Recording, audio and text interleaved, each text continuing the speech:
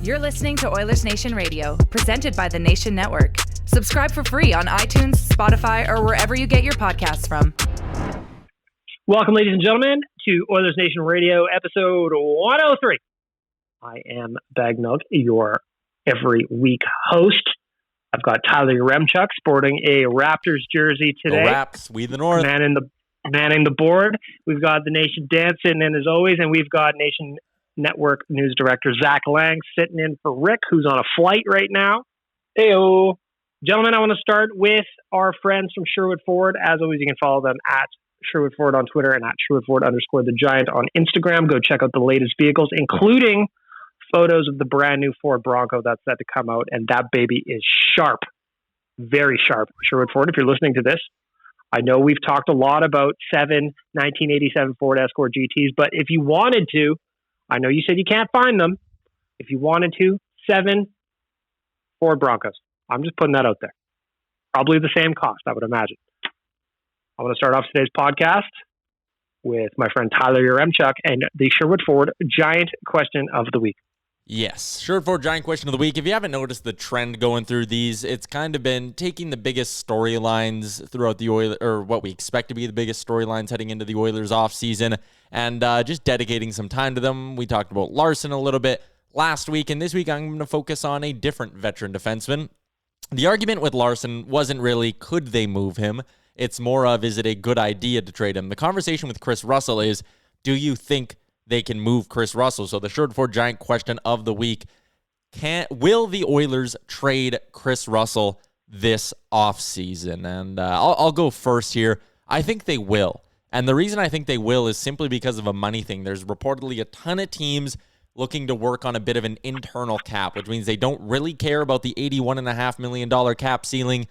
Their owners have told them they can't spend more than whatever it is, 70, 71, 72, 73 million, whatever number they've kind of had to decide on.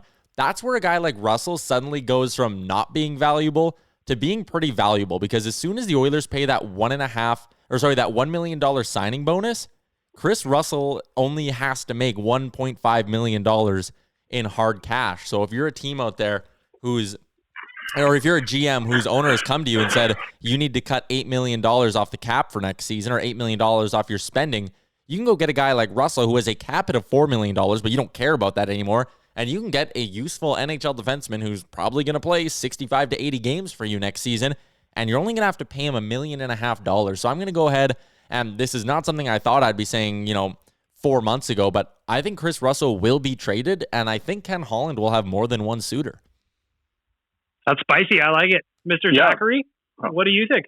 Yeah, I mean, I think you have to. I mean, you saw the emergence of Caleb Jones last year. I thought he looked fine as a third pairing defenseman, and he was one of the Oilers' best defensemen in the short few playoff games that we played too. I think Jones is more than ready to step into the lineup next year as a third pairing defenseman in a regular role. And may I add, he might have an Ethan Bear type breakout season. I think he could be that good for the Oilers next year. The Oilers defense needs to have that bit of a youth movement, and clearing up $4 million on the cap space is going to be absolutely crucial right now for the Oilers heading into this offseason. Mr. Dan? Yeah, I think Tyler just kind of alluded to it. Frank Cervelli came out yesterday and said that there's 17 teams that have reduced their payroll during these COVID times. And I think that's where the change for me comes from. Like I'm a firm believer that you don't deal a defenseman unless you've got another defenseman coming in at this point, just because I don't know what's going to happen to Ethan Bear in his sophomore season, and I don't know what's going to happen with Evan Bouchard when he comes back from Europe now. So I believe that we need to make sure that we have the defenseman in place to replace him. But you guys talked about it already. The money just makes sense for a team that's operating at a self-imposed cap that's below the ceiling of the cap. It just makes sense to bring in a guy like Kris Russell, where you only actually have to pay him $1 million out of your pocket, but you get credit for paying him $4.5 million. So yeah, I think Kris Russell's an easier move now than he was even, just at the start of the pandemic.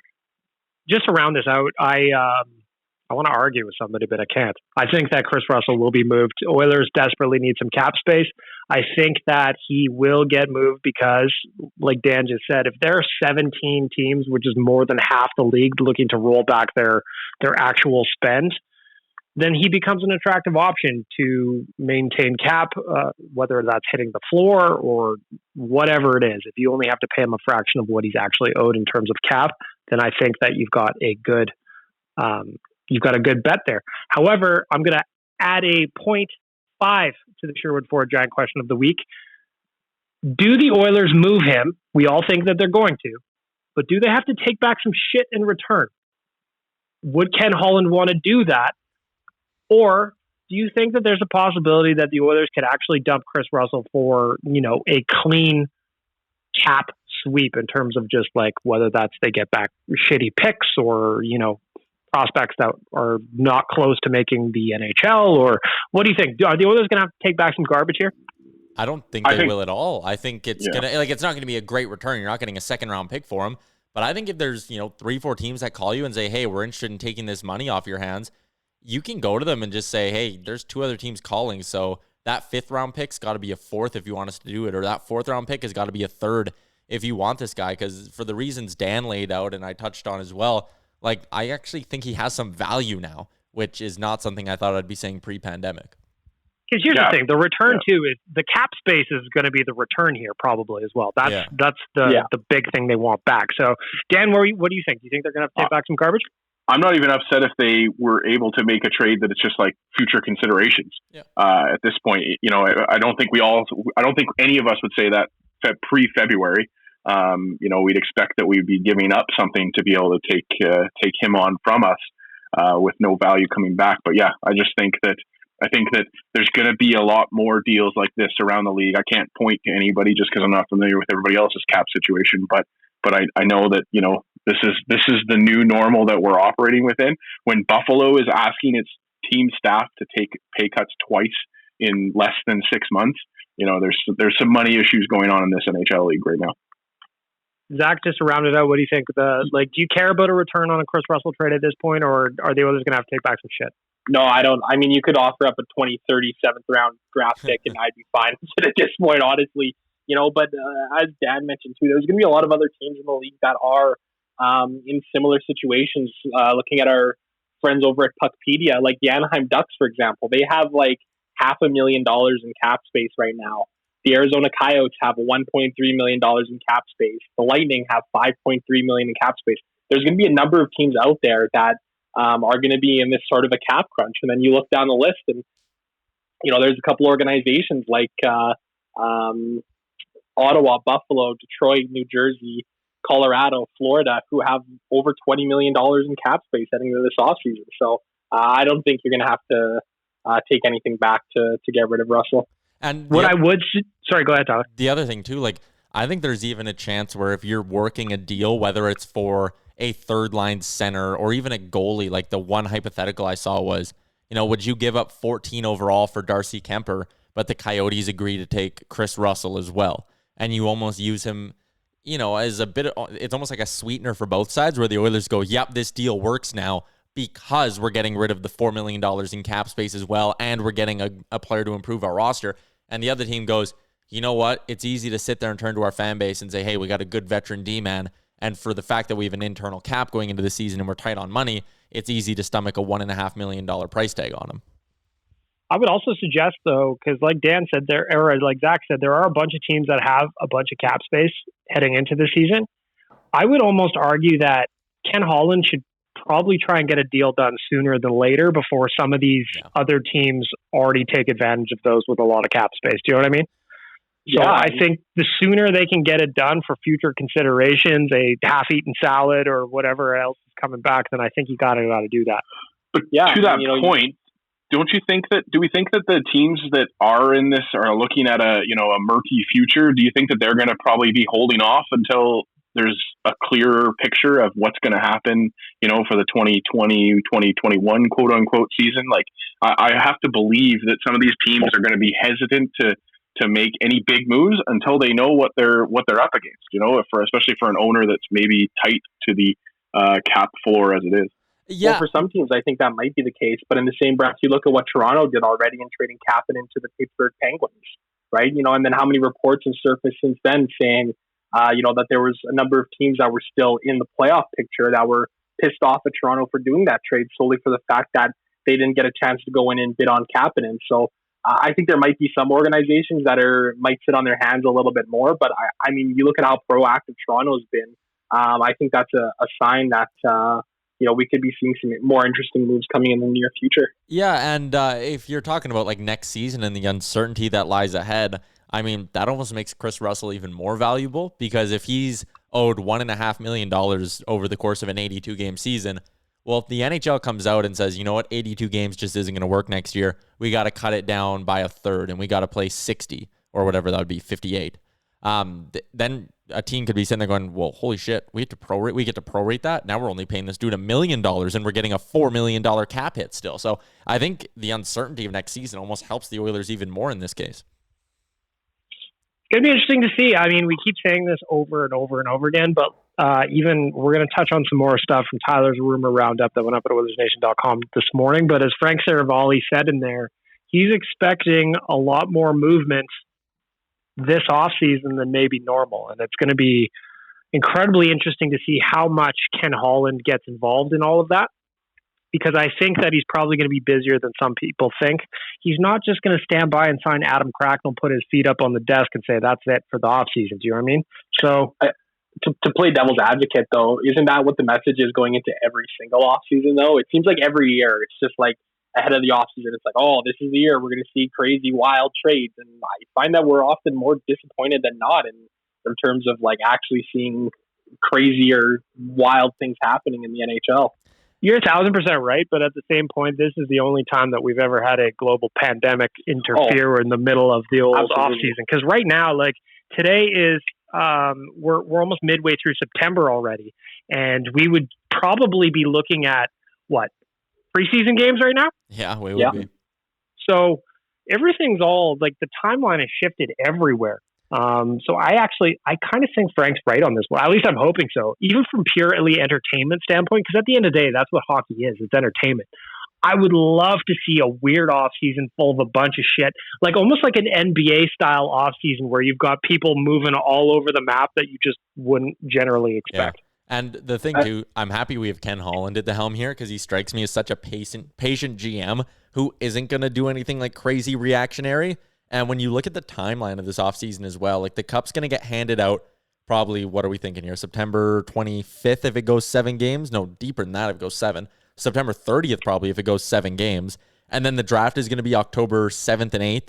And then free agency is going to open the 9th. Like, isn't that the expected timeline here? Or is it 6th, 7th, and then 9th? I think 6, 7, 7 draft. My point being, everything's going to be happening really quick. And I think there might be some GMs out there who have a lot more on the line in terms of their jobs than Ken Holland, who might sit there and start to panic a little and be like, fuck, I got to do something quick. And if Ken Holland, I'm just imagining a scenario where he's slow, methodical, and just like waiting to pounce on one of these weaker teams that are in a position of weakness, which, I mean, that's been the Oilers for the past couple of years. But now if Holland can kind of turn that around, and maybe we're sitting here at the end of the year where a couple guys join the Oilers and you go, man, I do not know how Ken Holland made that deal. Well, I mean, just even last year, the Lucic for Neal trade, I don't know how Ken Holland made that deal. And Flames fans can crow about the 3rd round pick that they got, despite the fact that they didn't earn it all they want. But still, the fact remains that I still can't believe he did it. Tyler, you brought something up and I want to bring it up quickly. Is there a GM that you're thinking of that could be on the hot seat right now? I think there's a few around the league. If we just go a little 3 hours south here, I think Brad Treliving's probably not overly safe in his spot right now. 2 kind of, fairly disappointing playoff exits where his star players have not shown up once again. He's in a spot where, I mean, Valimaki, Anderson, Hanifin, and Giordano, those are 4 good defensemen, but those are the only 4 he has under contract for next season off the NHL roster. They're, in a spot where they could lose Brody, Gustafsson, Hamonic as well. So I think Treliving is in a fairly interesting spot here. I think a GM like Jim Rutherford is facing some pressure from ownership to really change things in a hurry there and cut some money. And those are kind of the 2. David Poile is the other one out in Nashville I'd keep an eye on. Not that he has a job security issue at all, because I think he will have that job until he decides he doesn't want it anymore. But he's been their GM since 1997, which is crazy. He seemed real pissed off in his postseason avail, and he made it sound like there are not too many players on that roster that are safe. So I'd be keeping an eye on Nashville as well to see what they could do, and they're not exactly flush with cap space either. What about the center of the universe? You think old Kyle Dubas is on feeling the heat? Yeah, he probably is as well. They need a D-man, right? That's kind of the big thing with the Leafs right now, and he's already dealt Kapanen, gotten the first-round pick back, and after that, is he going to want to deplete the forward core by trading Janssen and Kerfoot? The Leafs are fascinating because I honestly have no idea what Dubas is going to do. What I do know that we should all do is consider our friends in Jasper. Oh. Tourism Jasper, they want you to consider Jasper in the fall. There's plenty to do, whether you'd like a stroll, a short loop, hike for days in rugged terrain, or bike any of the hundreds of kilometers of mountain bike trails. There's a trail in the park for you. With so many road options, hiking, walking, or biking are excellent ways to explore the wonders of Jasper National Park. Go ahead and check them out on Twitter at Tourism Jasper, or if you want more details, head to the website at jasper.travel. For me, the most interesting part of the offseason remains the goaltending search. Tyler wrote a lot about it in the Rumour Roundup this morning, so we're going to check in on the goaltending search. Pierre LeBrun from TSN has confirmed that Ken Holland has already spoken to Pittsburgh about Matt Murray. However, the cost looks to be a little bit too much at a first-round pick right now. Ryan Rishaug chimed in as well, saying Darcy Kemper could be a possible fit. So this is going to go into a couple of layers of questioning for you boys. First, what would you give up for a goaltender that you could potentially sign? Like an RFA, be it like a Matt Murray, or Kemper's actually under contract for a couple of years. What's the max you're giving up? Do you have something like looking at the Oilers, asset pool that they've got? They don't have a lot of picks in the early rounds. Their prospect pool probably isn't the deepest since the best ones are already playing on the team. However, there are still some people that could move. Dan, what do you think? I saw you chime in. Yeah, I think that it's the value for this team right now dictates that you have to be looking at that first round draft pick in the future, which are solid gold nowadays in the NHL, the new NHL. You can't take anything off the table when it comes to a goalie that could come in and tandem with Mikko Koskinen, potentially, when you're talking about a Kemper or even a Matt Murray, could be the 1A to Mikko Koskinen. I can't think you discount any kind of offer that is out there. I like to see that, the report of the Oilers are looking at talking to the Penguins, but feel like the price of a first round pick is too high right now and just kind of want to keep kicking tires. I like to see that they're not just, jumping at the first offer kind of thing. But I think we all have to kind of accept that goaltending is an absolute necessity for this team. And we saw it this shortened playoff run. And so, all bets are off when it comes to, what you should be able to give up or be willing to give up. Zach, what do you think? What are you willing to spend on a goalie? I don't know. I'm not sure if I'm a fan of trading any major assets that the Oilers have for a goaltender this offseason. I think Mikko Koskinen did a fine job, and I think the UFA market for goaltenders is deep enough that you could bring in a guy on a 1 or 2 year contract who can kind of be a good complementary goalie. I'm not sure if I'm a fan of moving the 14th overall draft pick. Like, the 2020 draft is considered to be one of the deepest that the NHL's had in a long time. And the Oilers are going to be able to get a player there that's going to be an impact player for them in the future. Top 6 winger, potentially, like a guy like Seth Jarvis, maybe. So I'm not sure if I'm interested in even spending assets in the first place on goaltending. And to be truthful, the price point of a first round pick for Matt Murray or Darcy Kemper isn't all that attractive to me. Tyler, what do you think? I'm not doing a first rounder for Matt Murray like that, and I don't think Pittsburgh is going to get that. He's coming off a bad year. There's reports that arbitration is going to put his contract at like $5 million. He's not worth that. But Darcy Kemper, that would make me really think. And I get what you're saying, Zach, that you could potentially be getting a top 6 winger down the road if a guy like Seth Jarvis falls to you or something like that. But I mean, look at Kemper's numbers last year before he got hurt. Like, that guy he had a 222 goals against average and a 928 save percentage. Even his career numbers, I know he didn't get off to a great start in his career, but 246 goals against average, 918 save percentage. This guy's legit. And he's 30 years old, but at 30, that's still, 3-4 more good years in him probably as a goaltender. The health would concern me a little, but I don't know. I just look at this guy, and I think how deadly the Oilers would be if he can come here and be that, borderline Vezina finalist quality goaltender. Like, he's that good. So it would be real hard for me to part with the 14th overall pick.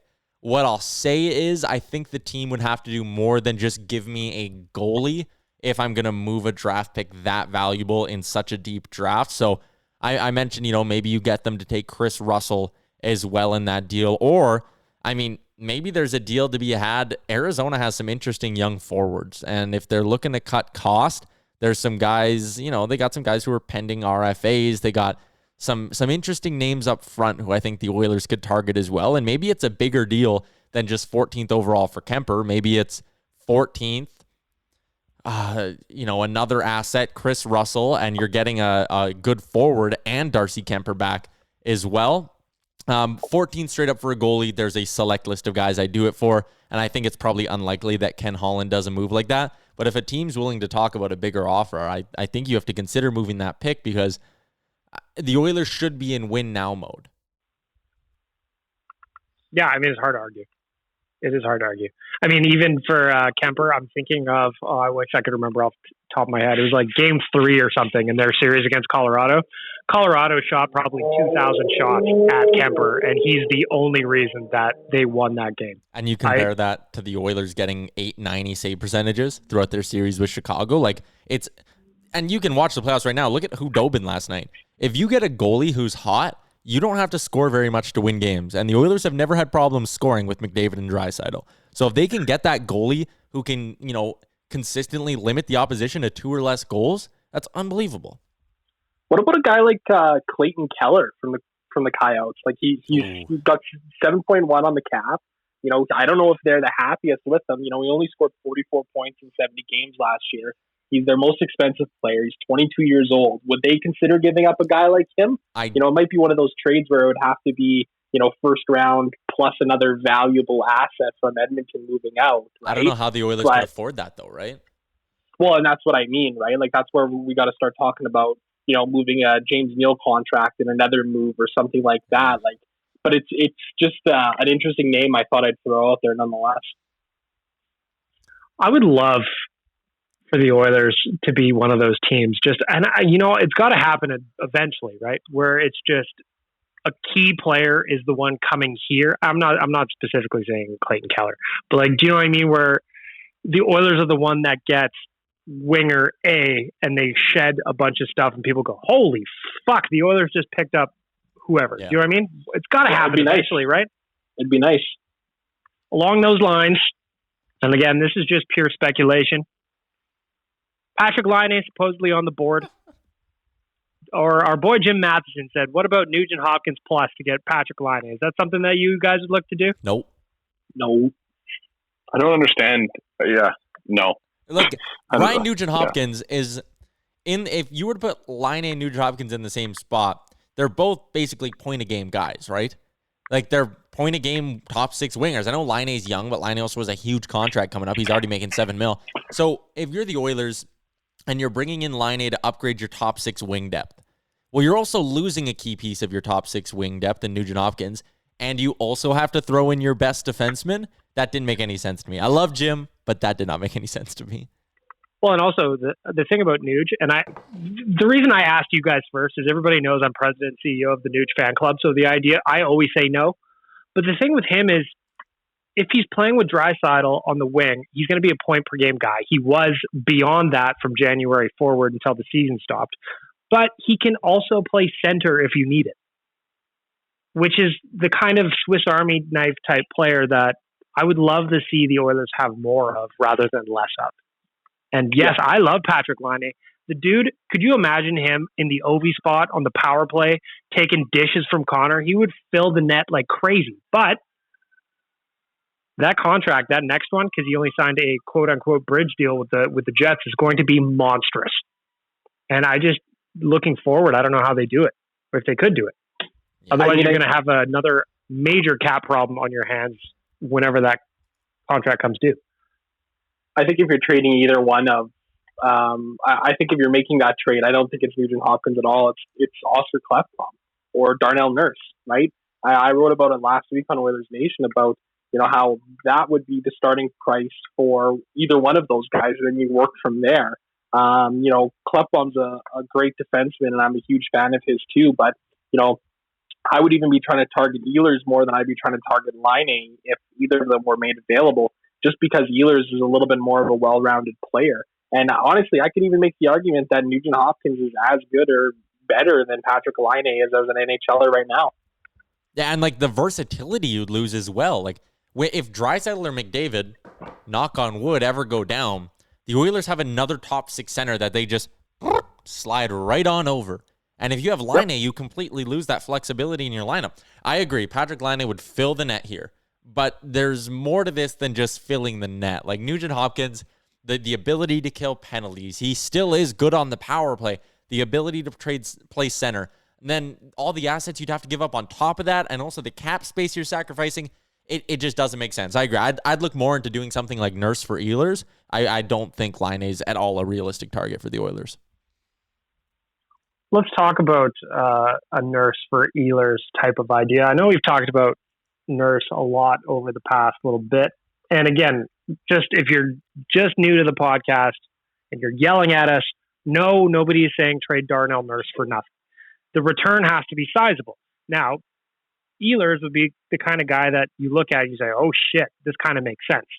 But our friend Bob Stauffer has been pumping Nurse's tires a lot over the last little bit. His latest tweet on Nurse: over the past 3 seasons per Nat Stat Trick, defenseman Darnell Nurse is tied for 7th with Hedman in NHL defense at 5-on-5 scoring with 77 points. He is ahead of the likes of Carlson, Yossi, Burns, Erik Karlsson, Riley, and Barry. What do you make of that? I don't think anyone ever argues Darnell Nurse's ability to, produce offense at 5-on-5 or anything like that. He's a good top 4 defenseman in the NHL. The thing I always go back to is, Oscar Klefbom has 3 more seasons at $4.1 million. Darnell Nurse has 2 more at 5.6, and at that point he's going to be a UFA at 27 years old, and I think it's going to cost a ton of money to sign him. And 2 years from now, you could have a left side that has Klefbom, Jones, Broberg, and Darnell Nurse. So you look at that and you go, if you're cap strapped coming up here in the next couple of years when the cap is staying flat and Darnell Nurse is going to command a ton of money, you cash in on his value because you know that Jones and Broberg are going to be just fine NHLers to take over on the left side, and Klefbom, you know what you got in him, and he's cheap. He's good. No one ever says he's not good. I like Darnell Nurse. I think if Darnell Nurse is in your top 4, you have a really good defensive core, but there's more than just having the best players. You got to consider the salary cap. It's like when I'm trying to think of a trade here. When the Johansson for Jones trade happened, that was kind of one of those ones that if you're going to trade a Darnell Nurse, that's kind of what you want to do. But now in hindsight, would Nashville want to send Jones out like that? No, probably not. They'd probably deal one of the other D-men. And again, if you're listening and you're mad at Tyler, he's not saying trade Darnell Nurse because he's bad. He's saying that he's good, but the return better be substantial. And I also don't think this is the offseason to do it. Sorry, Dan. Yeah, that's okay. I was just going to say, I don't think Nurse is Seth Jones either. For me, I've been saying, don't deal defensemen unless you know that you've got something that can replace that. But with Ehlers, it has to move the needle for you to be that does move it enough to say that's a guy that you need on the wing that could fill a need for this team. If Winnipeg is crazy enough to just take Darnell Nurse off our hands and maybe a little bit more for Ehlers, I can't imagine that you say no to that at this point.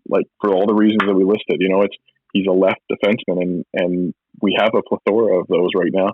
So yeah, that's one of the few scenarios where I think it makes sense look at dealing somebody like a Darnell Nurse. And you know what? I honestly wonder if Darnell Nurse is going to be an Edmonton Oiler for life. And the reason I say that too is because of the relationship that he has with Connor McDavid and Leon Draisaitl. Those two guys are very, very close together. They are very close. They're very close. They're very good friends.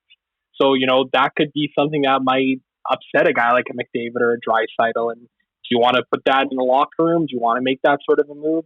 That's why I almost wonder if trading Clefbaum is more of what we're going to see happen, just because of that friendship that's there. Yeah, we've talked about that a little bit, like the inner circle of this team. And, you know, if you trade Darnell Nurse and it doesn't work, that could be something that really pisses off Connor McDavid. But I also think McDavid wants to win Stanley Cups more than anything.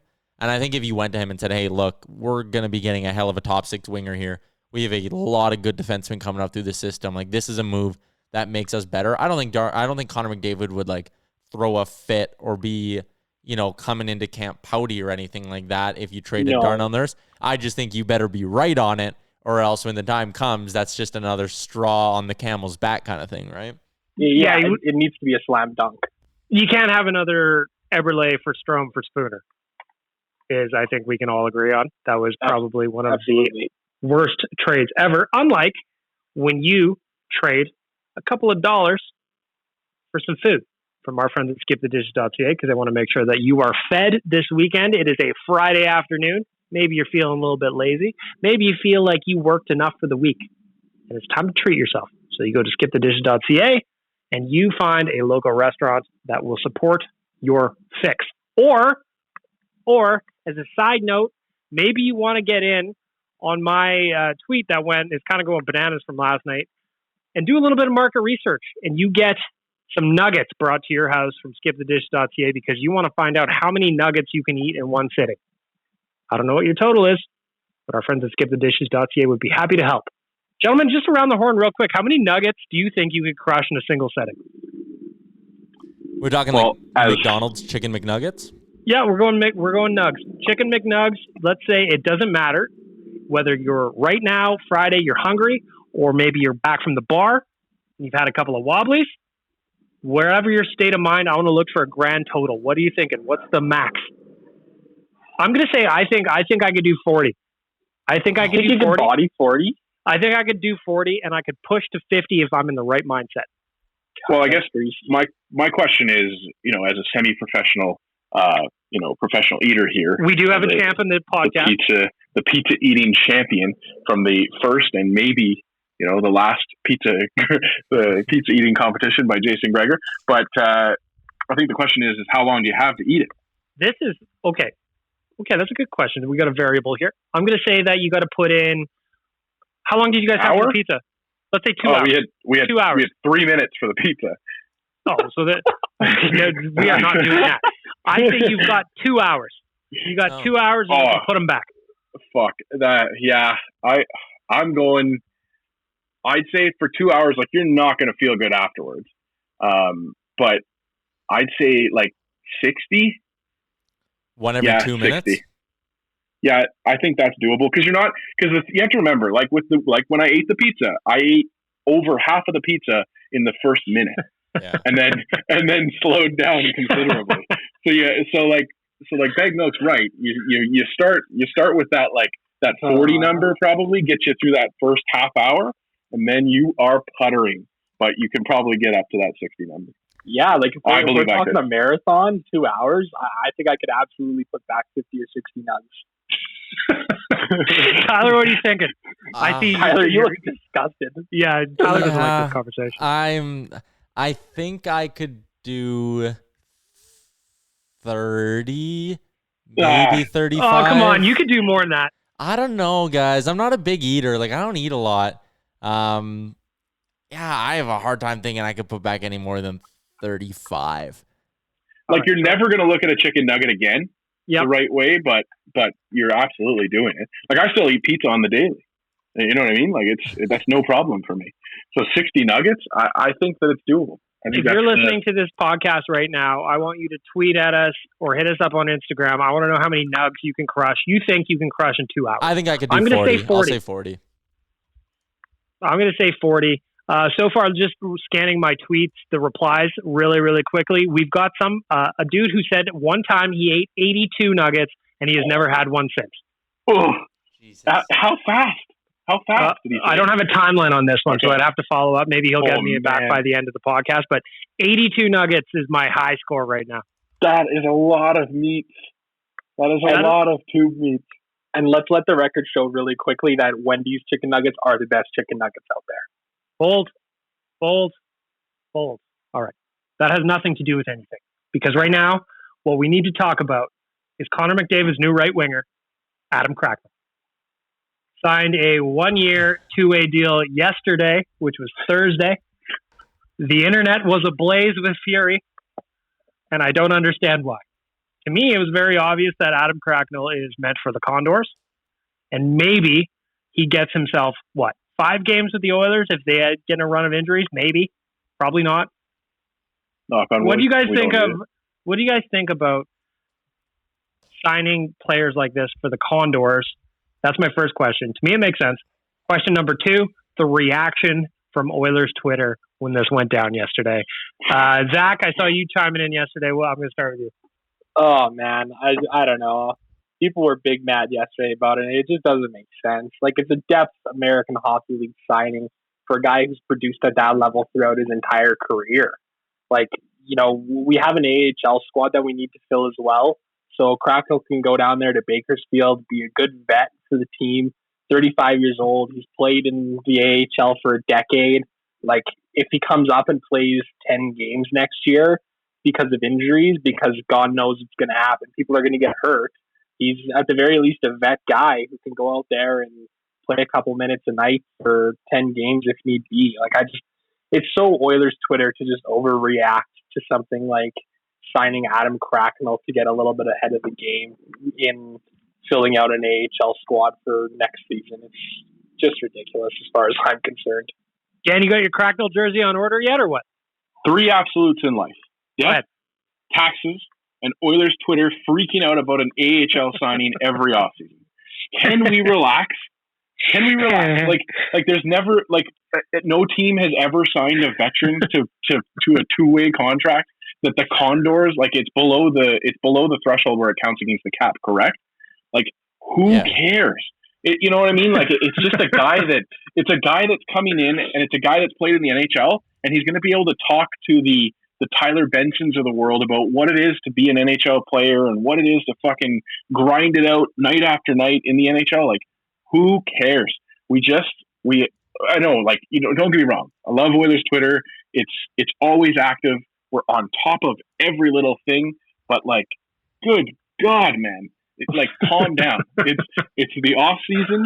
We're in off season mode, and we've signed an AHL team, and we need to burn this fucking organization to the ground because the Condors have a veteran on it now. It doesn't make sense.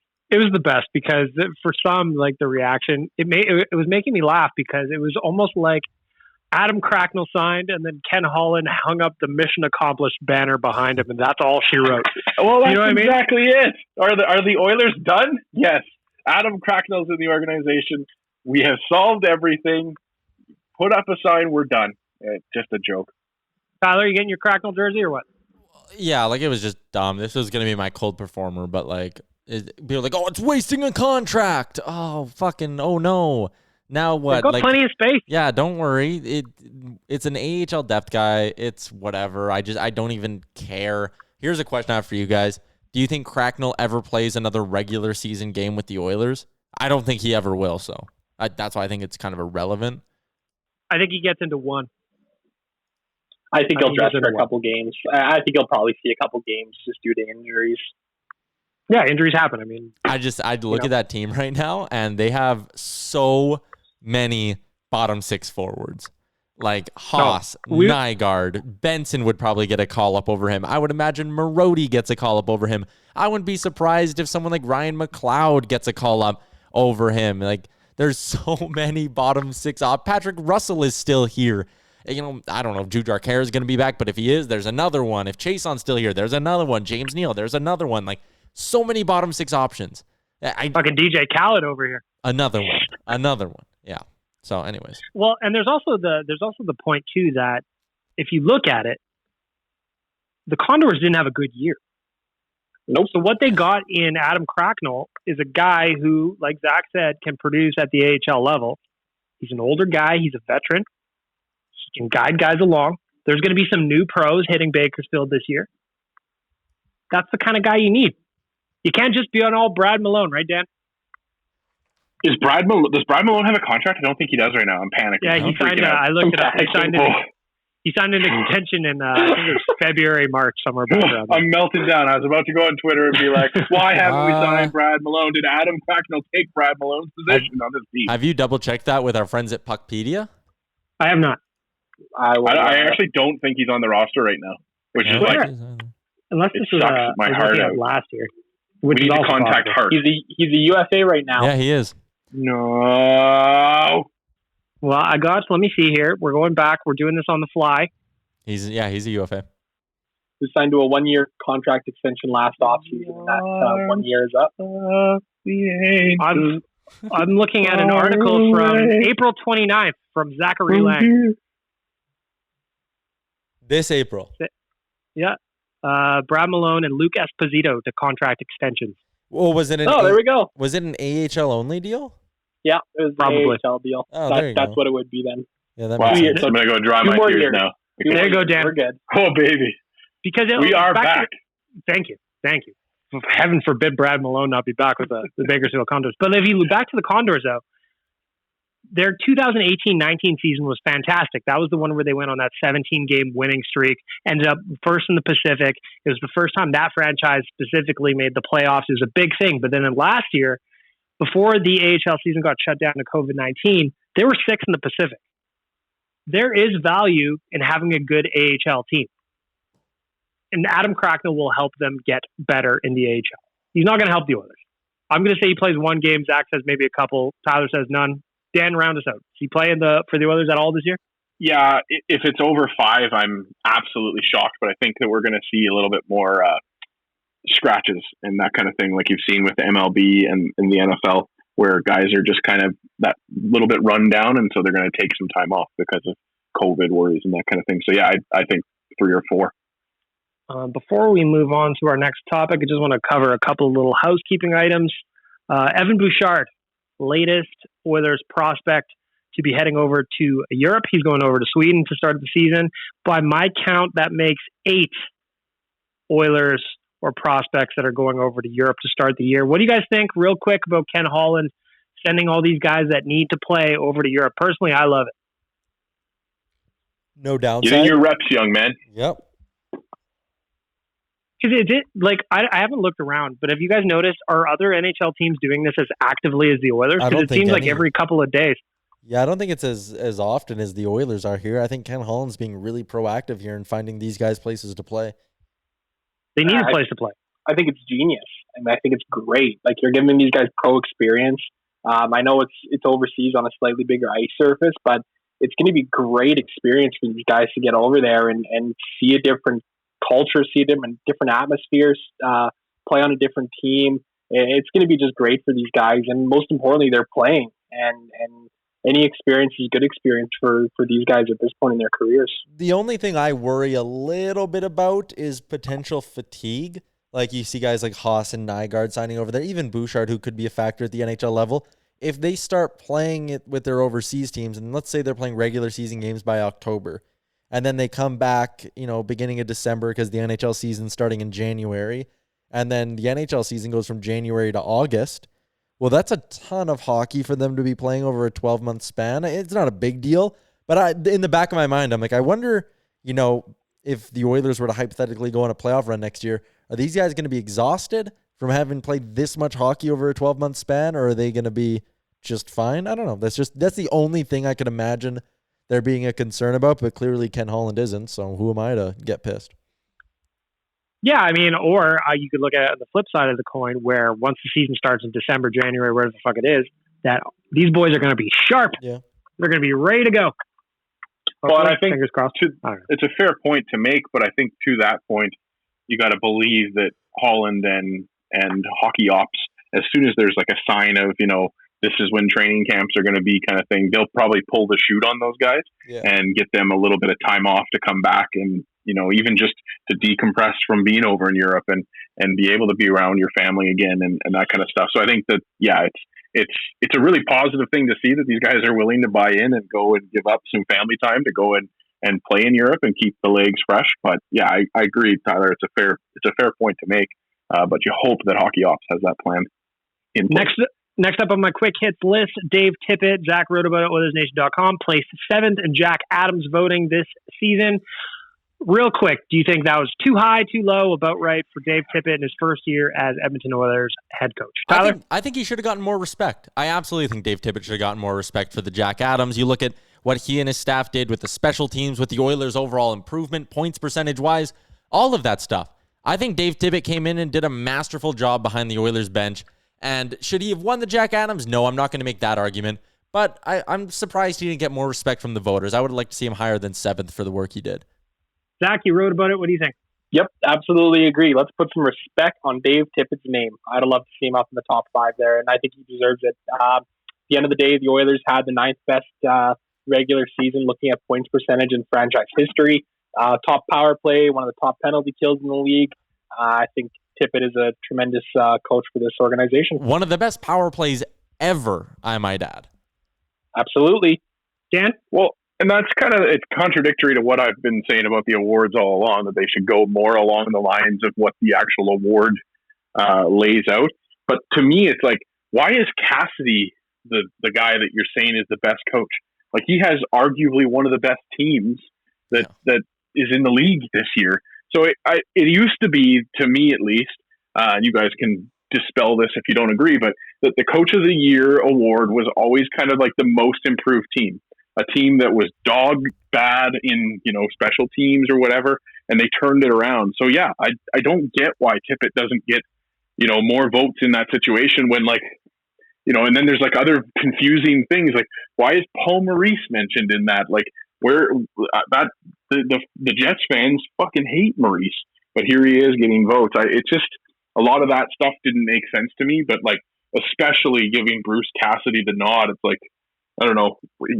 I think I could have maybe gone behind that bench and the Bruins would have been just fine without me, as a head coach. So I don't get where the scale goes there. Is it really the best coach in the league, or is it the guy that, just does and has a good team?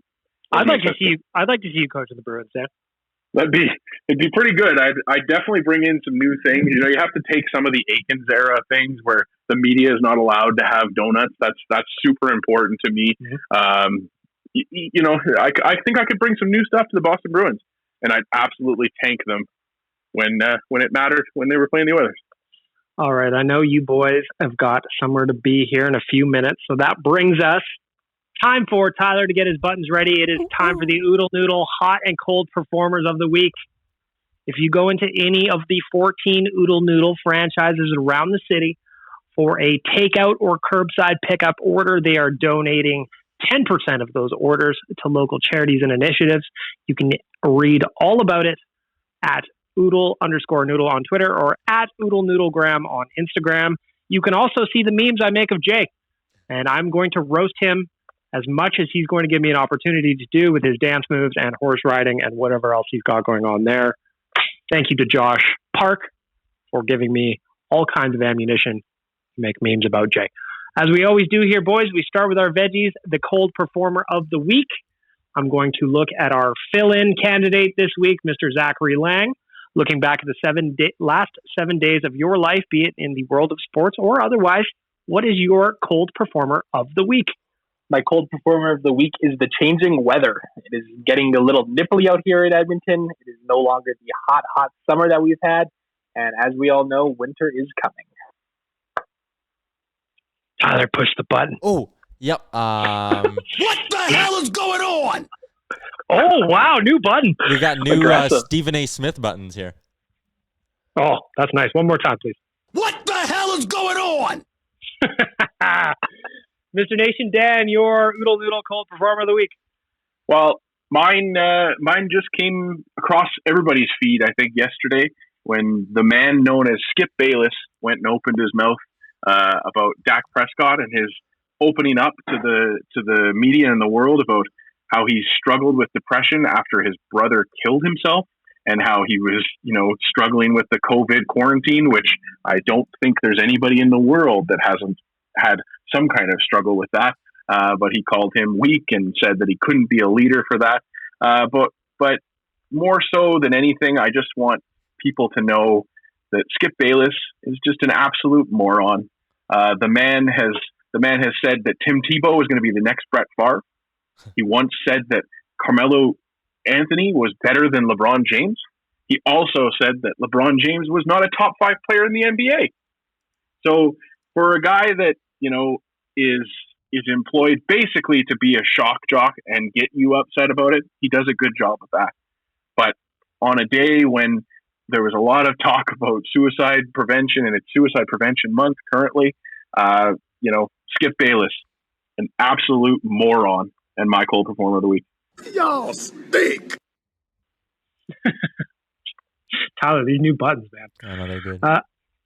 Tyler Yaremchuk, your Oodle Noodle cold performer of the week. Oh man, I just had one and I forgot to write it down. So now I was gonna do the Cracknell thing, but then we kind of touched on that. I was gonna go with Dave Tippett, not getting enough respect. So I'm gonna skip those, X those out. Last night, Thursday Night Football. I thought there was some good things done by the NFL. They have End Racism in the end zone. The Houston Texans stayed in their room for the national anthem, and then they decided to link arms on the field and do a moment of unity. And the fans in Kansas City decided to boo them, or some fans in Kansas City decided to boo them. I thought that was ridiculous. Kansas City Chiefs fans, I know it's not all of you, but those of you who are at the game who decided to boo during a moment of unity of all things, you get my cold performer of the week. Worst. Okay, so that's interesting. So I didn't, this is aside from your cold performer, I turned on the football game just a little bit last night. How many people were at the football game? I thought it was, to be honest, I thought they were just doing crowd noise like the NHL is doing. No, I did not know there was a bunch of people there. Just under 16,000 people at the game in a stadium that holds like 60,000. 20% capacity. Yeah, 20%. Even still, that is a lot of people to be having during a global pandemic getting together for a little Thursday night football, no? Them and the Miami Dolphins are doing it. Okay. It's a bold strategy, Cotton. Okay. Well, we have to remember that America doesn't listen as much as the rest of the world. They follow their own rules. Yeah. My Oodle Noodle cold performer of the week is going to be a gentle poke at Oilers fans again. Once, I don't remember who said it off the top of my head. I should have written it down, but I didn't. Somebody said that the Edmonton hub bubble is boring. And Oilers fans, as they do, they got upset about it. Let's just calm down. It was Wyshynski and then Hacks with Haggerty. Continued the narrative with Brad Marchand quotes that Brad Marchand has not corroborated. I mean, but okay, Brad Marchand wasn't even here though, so that's another thing entirely. Yeah, he heard it as a rumor. So I'm just going to say my cold performer of the week goes to Oilers fans being so easily goated again.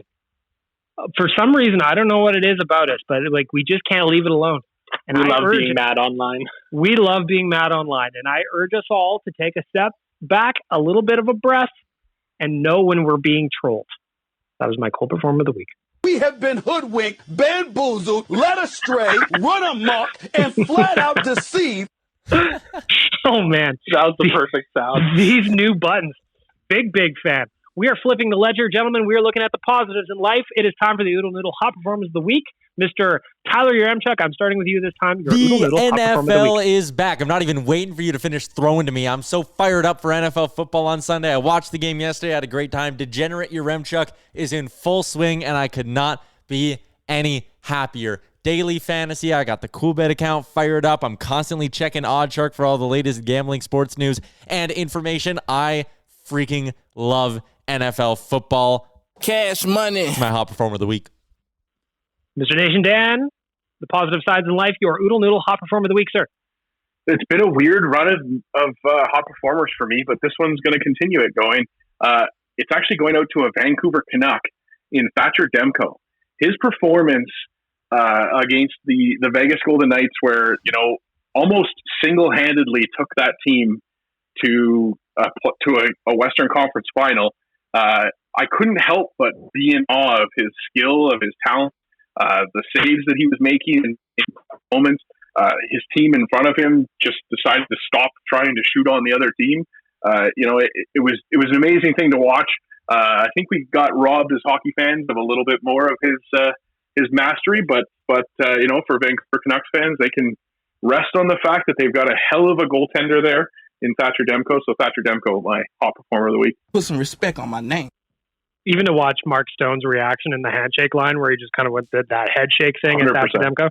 Because like that last game, Vegas was out shooting them 9,000-2. And Thatcher Demko was the only reason it stayed as close as it was. Mr. Zachary Lang, your Oodle Noodle hot performer of the week. You're muted. Zach's on mute. He's so excited he wanted to say it twice. My hot performer of the week is the 5 former Edmonton Oilers who are still playing for the Stanley Cup right now. The Dallas Stars, Andrew Cogliano, Andre Sekera, and Taylor Fadoon. The New York Islanders are Boyd, Jordan Eberle, and Tampa Bay Lightning's got a good old Patty Maroon. So stick taps to all those guys. I like this right here. My Oodle Noodle hot performer of the week, as I've done over the last little while, is going to the world of hip-hop. Big Sean's new album, Detroit 2, is fucking awesome. And I listened to it all weekend, last weekend for the long weekend, all week this week. It is fantastic. If you're a fan of hip-hop, Big Sean's album, Detroit 2, is wonderful. Oodle Noodle hot performer of the week. Yeah! And with that, I see the boys starting to check out a little bit. They've got places to be. It's just Tyler and I looking at each other. Dan's running out the door. That means it's time to end off Oilers Nation Radio, episode 103. Thank you very much for being here. Please tell a friend, a cousin, a coworker, a pen pal. Review us on Apple Podcasts. Review us everywhere. We will read those on the podcast. Let us know how we're doing. Even if you hate me, say Bag Milk, you suck, and I'll read it. If you want to tell Tyler how handsome he is in his Raptors jersey, you can't see him right now, but I can assure you it's true. You write us and tell us about it. Download, subscribe wherever you get your podcast from. This is all you get for episode 103. That's Oilers Nation Radio for the weekend. Have a great Saturday, Sunday. We'll talk to you next Friday. Thanks for listening to Oilers Nation Radio, a member of the Nation Network of Podcasts. Make sure to follow us on all of our social media to stay up to date and never miss a podcast.